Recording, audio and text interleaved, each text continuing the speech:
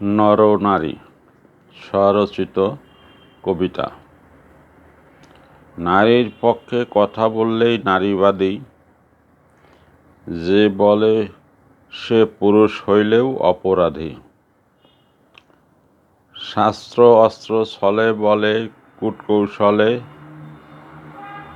নারীর আশ্রয় হল নরের পদতলে। আদি নারী স্বাধীন ছিল ইচ্ছে মতো, শিকারসহ কৃষিকাজ করত কত। নারী তখন যত কিছুই হুকুম দিত, পুরুষরা তা খুশি মনেই মেনে নিত। সময়ের হস্ত ধরে তন্ত্রমন্ত্র ধর্ম এলো, নারীর শক্তি একে একে রহিত হলো। নারীর জন্য তৈরি হলো বিধান খাঁচা, ওই খাঁচাতেই বন্দি নারীর মরা বাঁচা।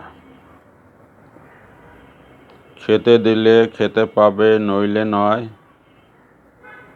কথা বলা আর পদচারণা কঠিন হয়। কৌশলে শক্ত সূত্রে নারী জাতি বন্দী, প্রতি ক্ষেত্রে মানতে বাধ্য অসাম্য সন্ধি।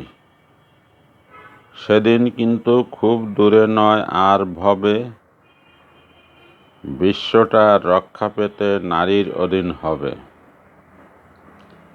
দিকে দিকে মিলছে যুগের খবর তাই, নারী নেত্রীর কোনো দেশ পিছিয়ে নাই।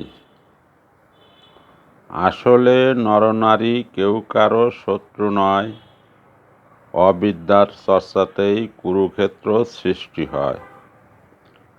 হয় যদি পরস্পরের সমঝোতা অনুরাগ, জগতে তৈরি হয় তখনই শান্তির বাগ।